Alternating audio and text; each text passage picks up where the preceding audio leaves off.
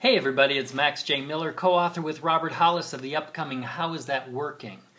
The last few days we've been talking about a subject that is very challenging, and that is that the hero's journey, the journey from leaving the familiar, one's comfort zone, and going out on an adventure to create a new life, face new challenges, conquer new territories.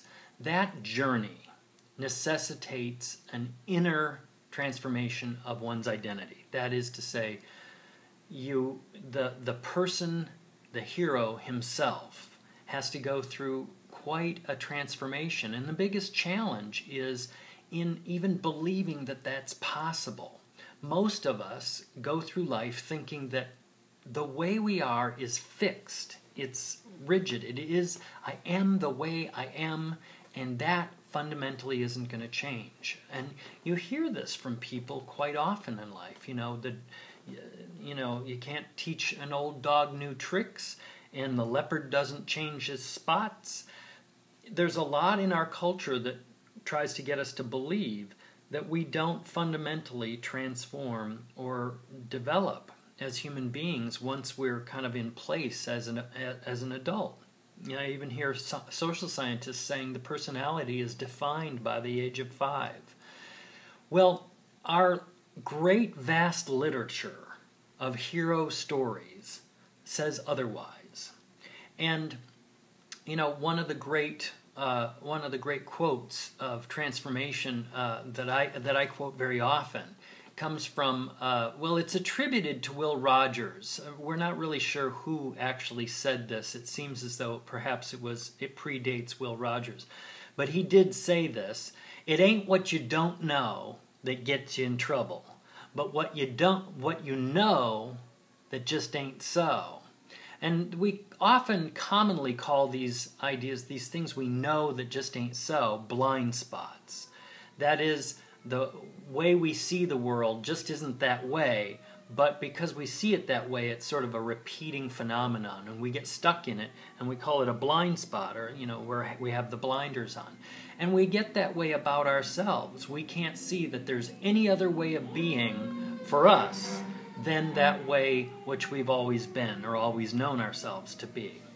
Well, there's a phenomena in the hero's journey, in the story, where once the original leap of faith, there's kind of 2 leaps of faith in the traditional story, but once that first leap of faith occurs and the individual crosses that magical threshold, leaves the comfort zone, and enters into that world of adventure, very commonly, very quickly, that hero falls into a ditch or into a cave of some kind. You'll recall when you saw Star Wars how when they finally decide they're going to go and get that message to reach Princess Leia, they wind up on the Darth Vader's ship, and they wind up somehow in the trash compactor. You remember that scene? And they're all in that together. Well, that's sort of almost a comical version of this.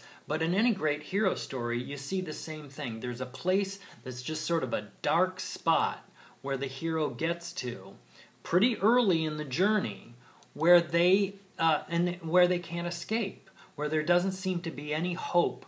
They're completely out of control. Well, Joseph Campbell said that this dark place, this cave, where the hero has no control and no way out and no possible way of escape, is like a womb. It's like a place that the fetus has no control over their life either. They're just being, fed, taken care of, whatever. And in another way of looking at this, it could look like a tomb. So Campbell says, yes, it's actually both. It's a place of a kind of dying and a kind of a place of rebirth. And what is that's dying is the ego. And it's the ego that holds so tightly to this image of who I am. The kind of layman's definition of ego is I am who I think you think I am. I'm this kind of projection. I'm I'm a kind of film of myself, if you will, because I'm projecting what I think the world perceives me as. It's kind of a funny concept, but basically it's a trap. It's a way of seeing ourselves that we're trapped inside of. And the reason the heroes go through this dark space is because something has to fundamentally die about that. We have to finally somehow let go that that's the only way it is for something new to be reborn. And so I want to, just closing, read you a wonderful quote by Marianne Williamson. You've probably heard it before. It's a pretty famous quote. And she talks about the identity that we don't seem to really be willing to embrace. And she talks about it in terms of our deepest fear. And this is sort of, in some ways what our ego is protecting us from, as it were. And she says, our deepest fear is not that we are inadequate. Our deepest fear is that we are powerful beyond measure.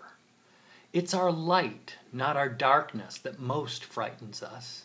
We ask ourselves, who am I to be brilliant, gorgeous, talented, fabulous? Actually, who are you not to be? You are a child of God. Your playing small does not serve the world. There is nothing enlightened about shrinking so that other people won't feel insecure around you. We are all meant to shine as children do. We were born to make manifest the glory of God that is within us. It's not just in some of us, it's in everyone. And as we let our own light shine, we unconsciously give other people permission to do the same. As we are liberated from our own fear, our presence automatically liberates others. That's from Marianne Williamson's Return to Love, one of her bestsellers. And I think that's really at the heart of the message, is the hero's journey is about discovering who you really are. And part of it is really letting go. And that's what I've talked about so much. The letting go of our own previous identity is very much why we say that it requires either a desperation or an inspiration to let go of that and go beyond. So I really look forward to your interaction with me, your feedback, your yes, ands, buts, whatevers, and I look forward to interacting with you in the future on this website. Thanks for interacting with me. I look forward to your feedback. Keep telling your story. Bye-bye for now.